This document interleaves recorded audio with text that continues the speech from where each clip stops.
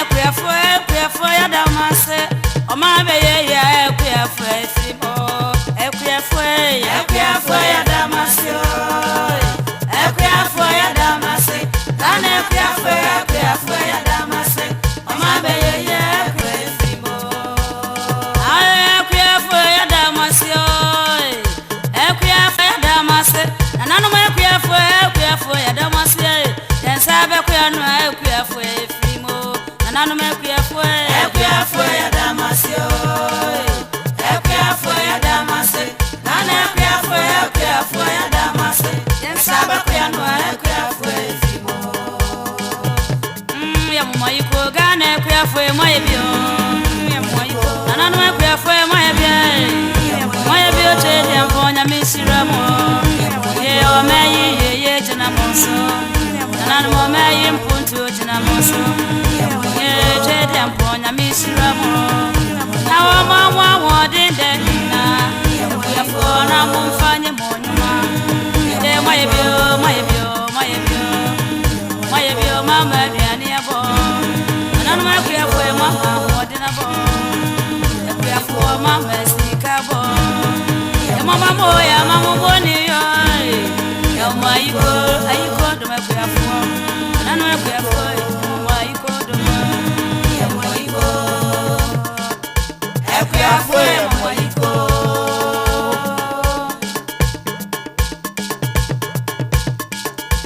ekuyafo ya damase ekuyafo ya damase gane ekuyafo ya damase oma beye ya ekuyafo efimo ekuyafo ya damase ekuyafo ya damase gane ekuyafo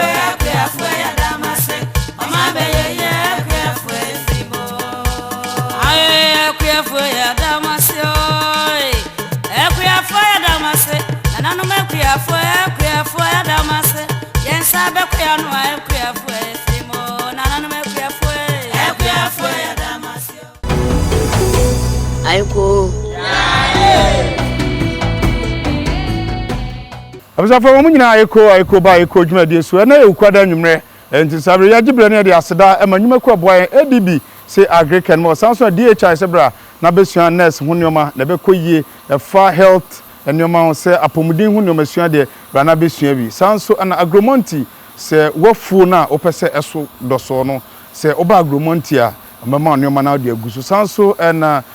Boris B se moa no a oyen no se opeduane de ama Boris B na no bebi sase nkomo ben na yatwitwe nkomo twitwe nyina ne se iwo nipa bi a panifo bi organ ha modom ho age emoayen ani ku adwuma mu ba ko ne ba betwitwe nkomo your Ransboat na kame ho ye ne pani betwitwe nkomo na yahwe ne ku adwuma a oye no se de esi ekono se de nneoma esi etie Ransboat na sa nkomo twitwe na ebeboa na afi ye hu se de wasi aye na fu na wonso wo hwa na atumi aboa na we the administration kwan of faso tutu no nneoma no wo hwa adwuma mu ha ye fe pa wow hwe drone shot na de hu ya oye adwuma no kama na ese kwancha de efe de sika na eye ebi ana ntotoye na de bi nso ka ho nya botana tra so AYEKOO dwuma de so na hwebi na fa bitu nkoto na daache wo pese oye ku adwuma nkanka ne nkokoyen a wo hu kwan a wo de e be fa so ye twa ho ba dwuma de ne beto aso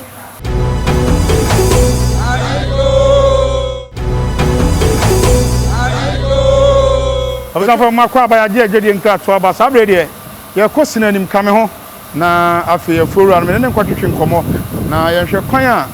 ofaso toto nneoma na fuyi aye kama na wonso sua bi sanse ade ba ko a ewi ase nyankopon kora pɛ no ahonini se nipa obedi uhuni na nneoma nyina akoyi no na ade ba ko a me kan fo ma efom ha ne se efoyi emu ofepa nti pani no wa ha de machia na ne se ora Ransboat ben me na fe ye ntwetwe nkomo kakra na wafu emadi hu adanse bebre awusan fo pani ni ne me introduce na ma me de Ransboat na me me fo din na mo no abebo ni din na fe ye de nkomo hye no ato aso e de amamo aja AYEKOO amen boko de yehu adu ye ho na de ye besrao sanse Ransboat o boy duma o my Ghana da wase na aja udin ankasa de sei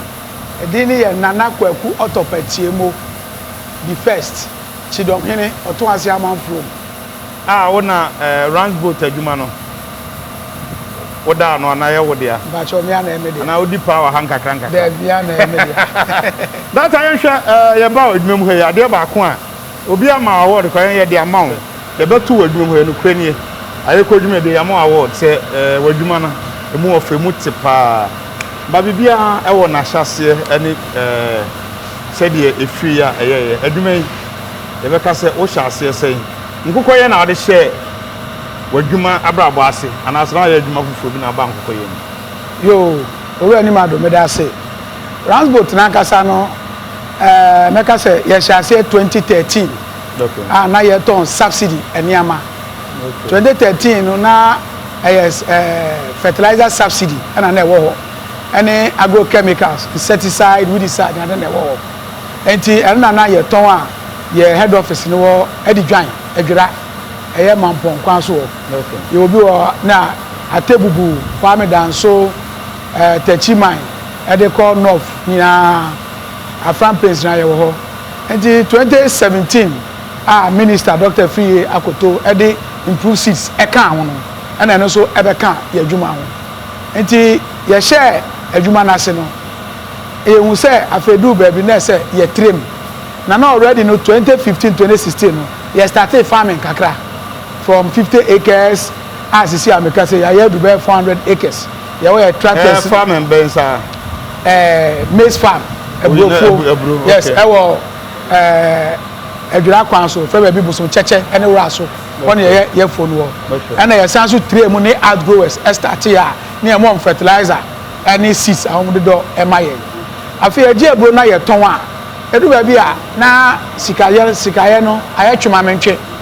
nti afi ye hu se anene ade na ye divert diversity chance say divert na say ye call baby say poultry farm nti no ye trotro ye ma company trotro proposals e maye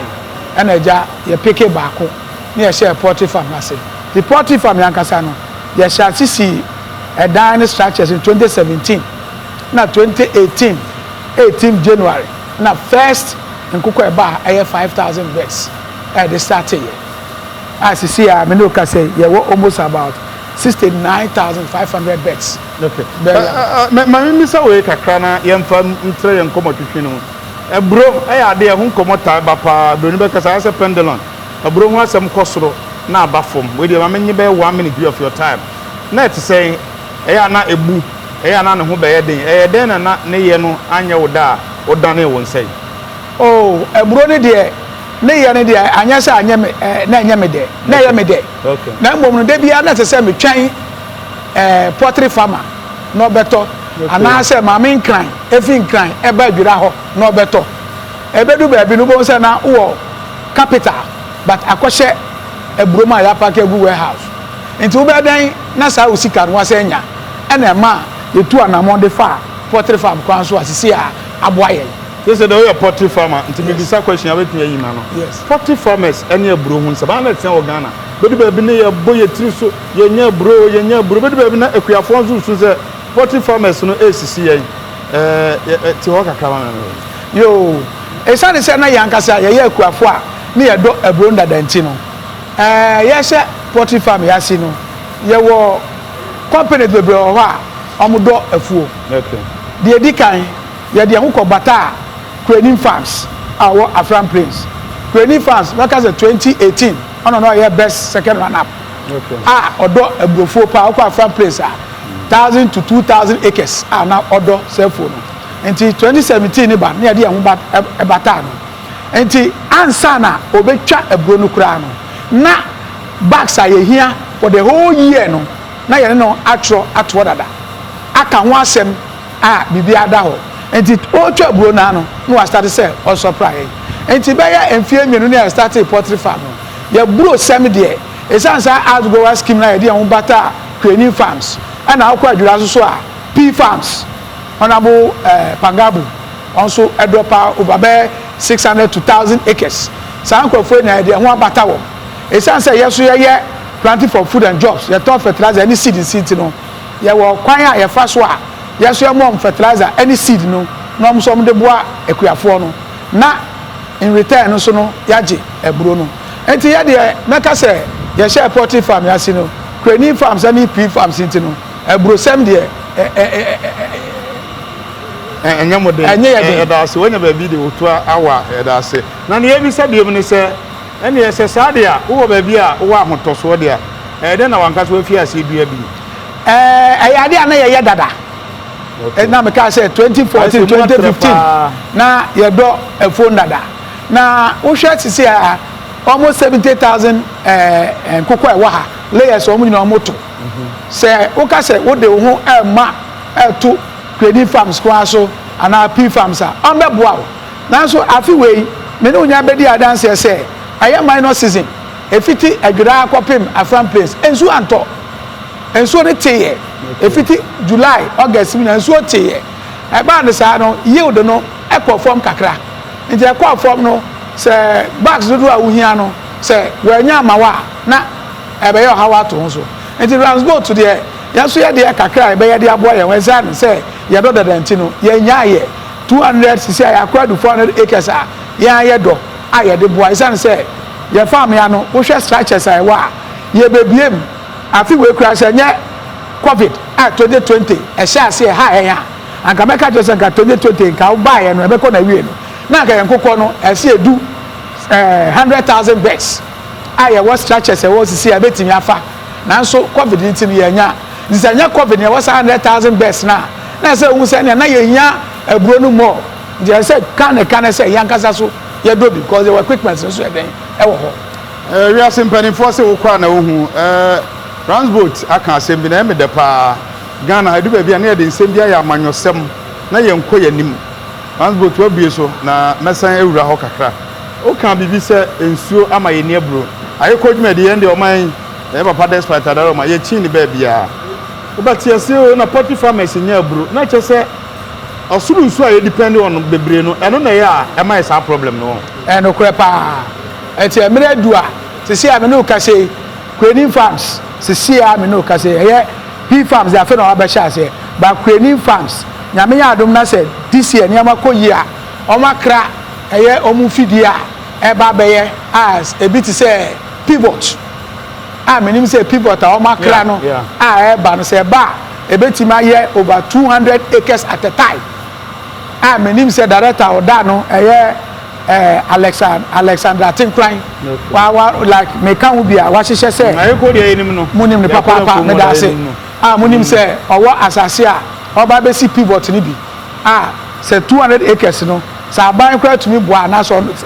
say na me no ka say no o si mi ensa kra na say 600 acres pivot no obetuma do emprensa ansa na fi na den akona wie ye sa emprensa 600 acres multiply by 40 na say each yield bia no on na be 30 something thousand ebetimi aboa nti emprensa no na say afi bia no so niam akoye ma na yebetimi anya bro be 200,000 bucks e wo Queening farms nkwa ho me no be chew bro ne kakra AYEKOO dwumade esu ne na enkomo ya ne papa adwitwe no ya bro e na ye nkokọ ma me nyina bro no ho be sima kakra bi na fe ya tani aba nkokọ no so yesi wunyuma do so aye ni nyina ba ku adwuma nso apede hu fam ye hu se wa men wafu a ya na ensam wo wo ye den manage aburo no na utwa ne pepepe bibia enkoso yo na afi wi ana ya dane aba nkokọ ne sa ade aba ko kakra ma hu ne se eye Ghana ana se Ghanaians ye adwuma aya mprendo do na sikasenti ye pese ye twe hu fi experts no hu okay anu de ade a meka se obia wo ye adwuma experts ne de wo hia okay na dodo na bon se na ye de hu mom akodan asori ene mpaibo asori mpaibo ehia na mom experts ne so a ebe ye adwuma no omo na edikan hia na fei mpaibo na betaye kire emamrako sisi ameno ka se medical guys se wo hwe Queening farms any P farms omo ye experts e wa broduem okay enti no eba ne sa na ye de enwa akodan omo no kana ke ye bo no ye nsa beka ye nya ni nya kwa na 70 to 60% ye benya na afomu ho no se wado abro na wie no ujai ma farm manager na manage ana wo waku afomu guo o mu se Queening farms na de wo but o todu o ho no wa menya ne ntie se wo so wo wafu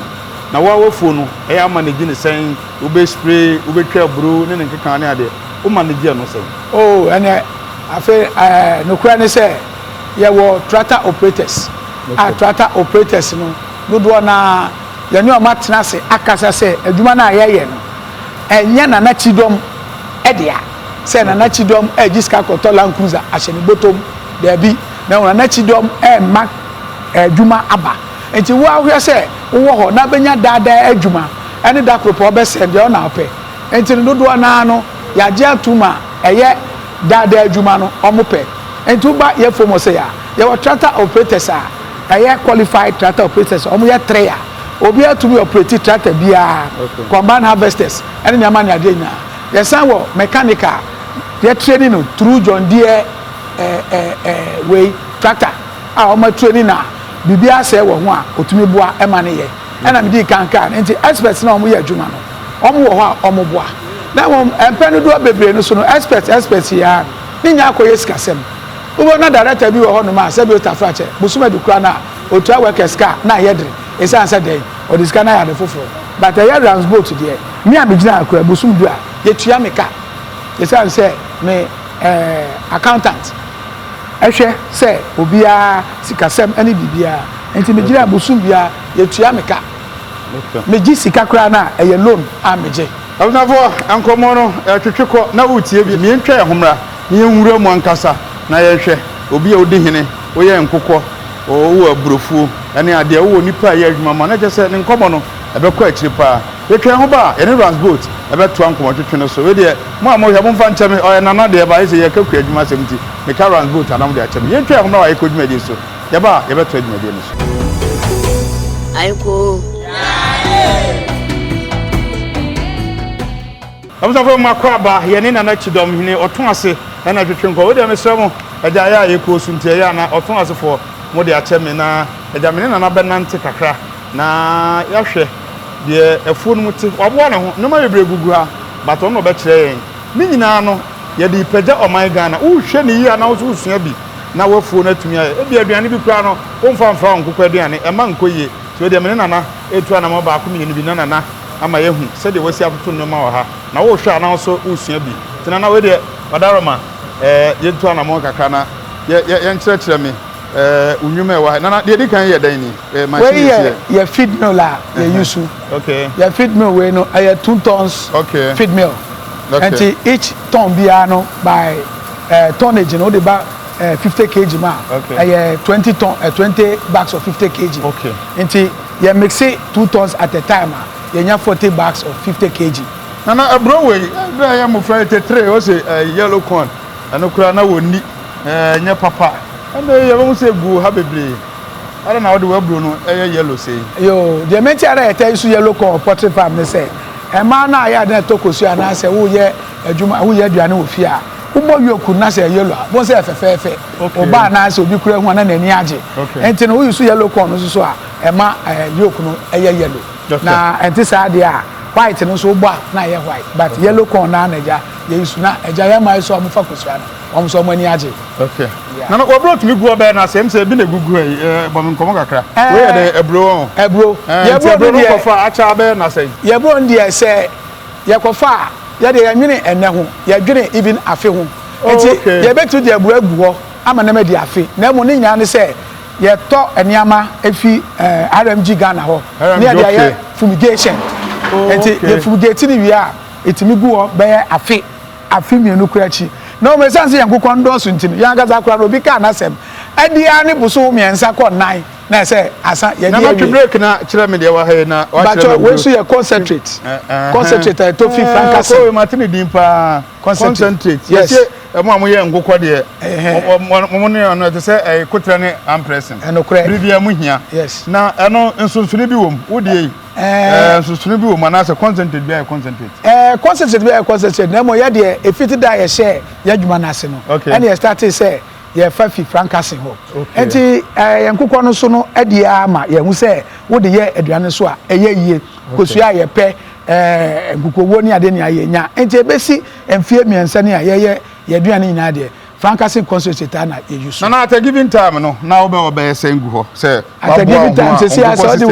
wo de wani hwe say concentrate gu a almost about 1200 bucks okay che say de bia no standing order even say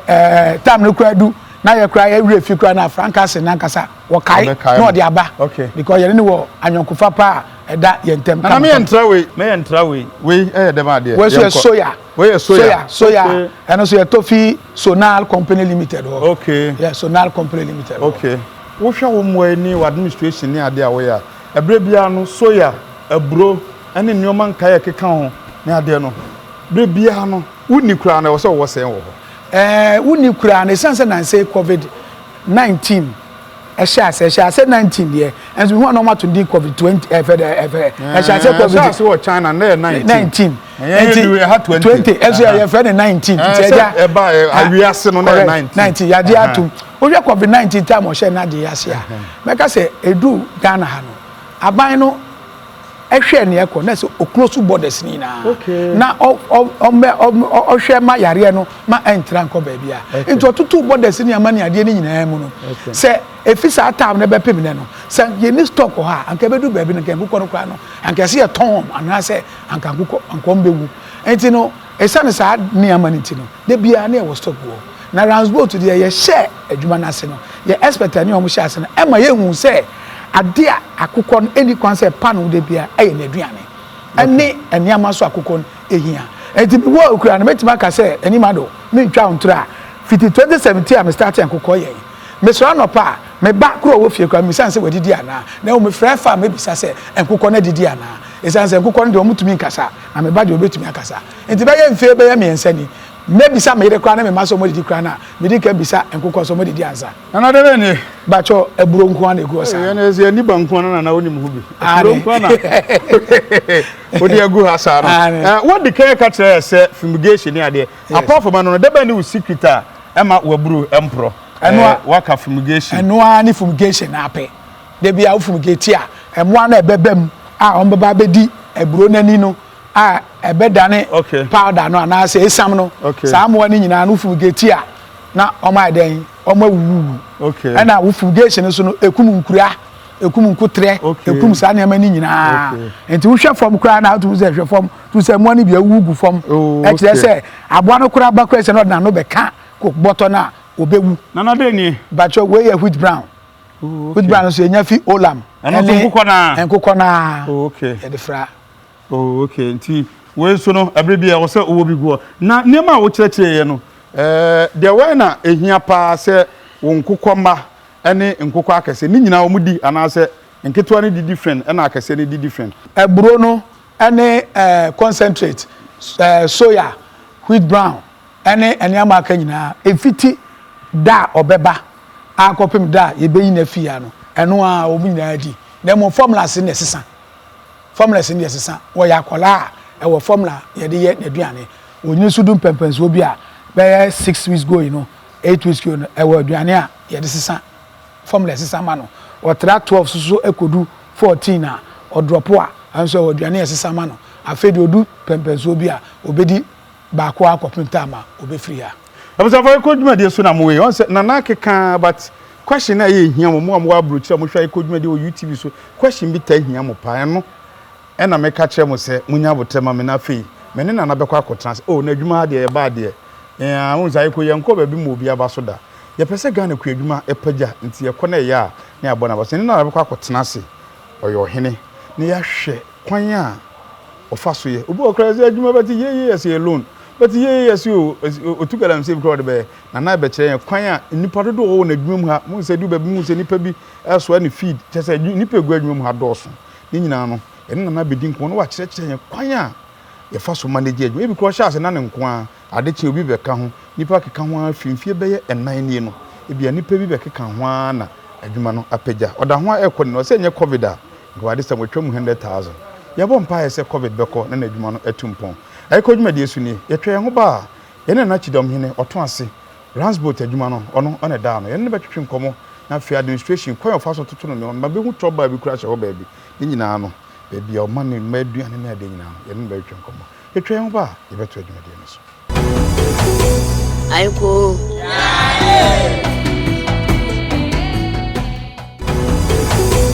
AYEKOO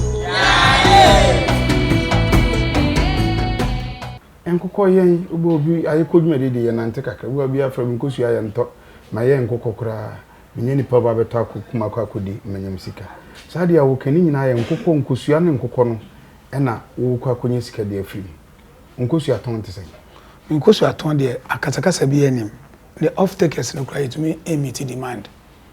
e demand de wo yeso e wa ha no enye demand ketwa esanse yen ye isu battery cage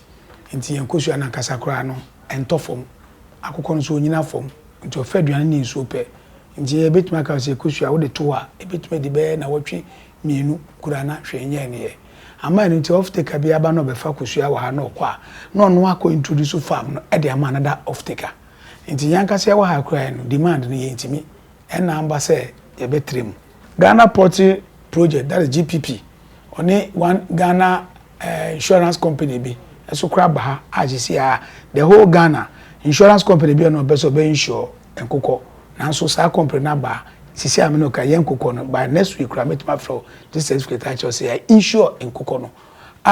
E ba no say yare kese e ta twem bebre bird food. And na say krono and na say bibi touch ma on be so yasene. Akoko awaje insurance owu ayi ni busu ni kwele man data yehwe wadwuma efo a ukura omdodo yese a Ransboat company nankasa adwuma fo ayi krom nankasa aye be 60 no ye wo no miaye okọ Ransboat company nankasa aye ton fertilizer aye planting for food eni amana almost about 20 workers ene wo ho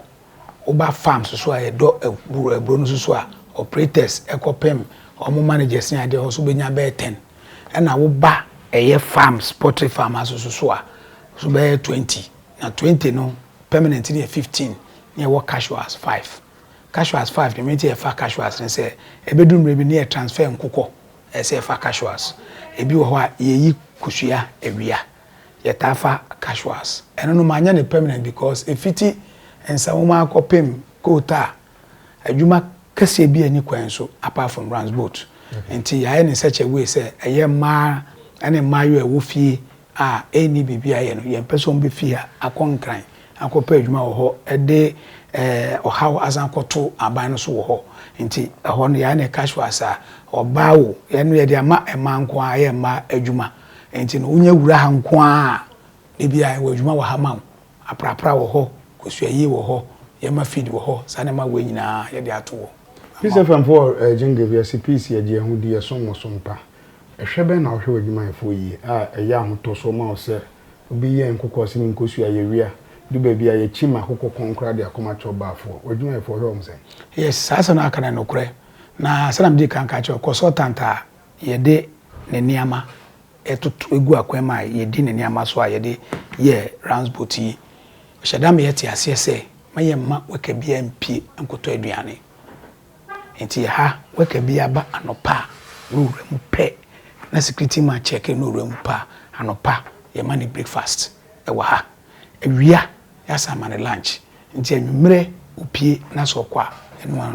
enu enti weka no kura no ewia a so fa bi hye ne botom no wakase odi pie no se ewia no otimi mpie because aduane okakoto ti a obenya saade na ye no aduane ye mani bi wa ha ana aduane so ye de mom no ye ne omo nyina na tena ase ehihye aduane a omo pe ene ye de ye menu table e de ma wom aduane omo bedi wa ha no eye omo a ehihye ese ne ebesi di we anopa epewe ewia epewe ama eniti omo nyina omo neje bibia enti kuro no enim afeso etobium manima omo ya we workers bebre wa ha maji motor license ama wom asanto motors amoma omo di bedwuma Ransboat company no ye ma scholarship nti school for bebre wa batema ifiti new town officer kopem oto ase Miami kuruma me de hine wo ho ya ma nkola bebre scholarship anzo kra ne sense school fees in 20 no an high what should do say be 23 okay 23 asana osan ko Miami kurum sisi a chidom the backgrounds e ho kese pa me na misi amom ahini ni wadwuma no sign e how ahini ni madwuma de meka se hwini wa bobura ni na me ye no pepepe amma me kura no meka se ahini ni be me kura ni sia no me ba fie esen kane no ezan se first ni de na nka me ba adwuma ha me ba na ma petena nkwa na me aye madwuma na me ko enso sisia no me ba aha se ko fie ama sisia me busu afọ kura ani age na me ni wo wie maso me twa to ye se ye de agyankyerema wo yire umma sen ena odo mo wura adwuma yi mu a enu se den a obo ade boy ye beko ye nkrechi nhihye ben na wo se wonni ho a adwuma yi entompan ebehwe oto aso ne mpatema ko kan do afo yo wabisa asemani age enne asemade bia me se me ko ba bia mpanifo ta bisa me dedi kan na chidom man wontem nti me first born afekwa no wo 18 years na me wo fase sisi ono ye administrator Emma Ransboat company. Okay. Me and I'm share the second school Kubi University. Okay. Sisi ono ya administrator. Me na no anim faso a wanya wadwuma we so. Etoso me no farm hand back eye fan say second in command. Ohini kwadwo eso em papa pani ba. No ye adwuma Kumase no so makofa na ba. Mama Indian for China for by training na sisi a ono so ha. Your last born papa de bi kan asem o wari bebre nti your last born kra kwadwo ono so ha me anam de na akọ technical school na de nya bia eyewe na mo mi ankasa de fan se me ba pani no me tene fa kwan we so a o be ko university nche bia akọ agric engineering a da achi bia no o ba be take over we ye no awie krakra na am AYEKOO de be na aka che Ghana etitru ni mabunu no ehu ko adwuma na ye dwame hwe kamera yemu na ka bibi kirom na afi de mo AYEKOO ni no we yo de ameka kakra ne se metu Ghana mabunu nyina afo se emma obi ma kan kire wo se fa usika ma no nko ye adwuma no mre wo 30 or 40 or 50%. Enya no kureda. Esan se me a me gina ha sisi ayi. Me dwuma me kura me gina ha me ende bia no. Me nya 30 or 40%. Nti se mbeji usika na me ma 30 or 40% a me dada wo. Na mom no kura wo mu ne se wo na nkasa se na wotumi sora no pa eko adwuma se wo ye adwuma Barclays Bank o commercial bank o wo ko adwuma no pa eko ye adwuma em ye tua wo ka no saa so na eduru wo de so na se wo ye so a sora no pa enne fie enkasa ebadwuma ti meko tembe a mepe na chido me wo hwe me sora no pa me fifie 4 o'clock ma ba madwuma nti wo weka no bepa no na me gina ha na me ye almost 90%. Am wo hu se sebe se woni wo kra na metimi aye enti Ghana meburu mesremo sa de bia yemfa esika emu obi so onko ye adwuma na ma me 30 or 40% no de bia ne na esika na anu ye ya aban bo kai ebesi de bia enti wankasa fane se wo de ya na so ano pa ne awia nako those time na me kai na me ton rubber bags me ko school ATT na me ton rubber bags na me ko to no wo Katamanto wo despite media ho me ko to no ono ni me ne gina ho no mo esanse na ne shop ba ko anim nkrofo ta beto cassette ni CDs wo pa omuto a ma ton rubber bag amom omuto a ma ton rubber bag amom ta be ka se bia na me ko school na so de bia na wo se ne book bi da ha na je se me da se enti na sa ma me ka che ono ma so na me hwe me pa che weni eni da nim che me pa che eni so oyo mentor ampa pa enti san krofo nyina ya krofo bi a eya me radio na san krofo nyina krofo bi so a me nka se me mentor keke se me radio mu book eya krofo bi na medical catch on despite ma ton ade on shop anim da eya friend papa ye pa kwesindum emre bi ne adwuma bi o ye wo ho no mo makoso a concrete nya wo da ache na me di bisa me ho se na ade na krofo edu sei me so mitumi nu ho enti adwuma bi a de wo hyase a mfe make sure say wo de hu ebewurom nti mabura ma basisi a hwe na mo hwe bebe aburo price kodu ye nti sanka wo do aburo na onya even common even 1000 bucks kura times 100 Ghana cedi ka 100,000 dawo esi den na bank be gina bebe ka che say fama me na me nkoye mbre 30% wadada wo fiao empany for say nkomo e de na twa akonya ye ne Ransboat na twa nkomo no komo na e de pa ahaye baby oyen nkoko ye de ni besi ya da fofo bo ni en we fufufu na se kwedwuma de okoda mu pa ni ma de ni de crew ni nyina se jojo ajare ni Samuel Fadada omo na kan ye homa dwedi ye de be nyam ya adoma wonda se ne AYEKOO dwedi so ya kram anano ma kuyafo ya damase den sabe kuyanu kuyafo frimo anano ma kuyafo ya damase kuyafo ya damase nana kuyafo ya damase den sabe kuyanu kuyafo frimo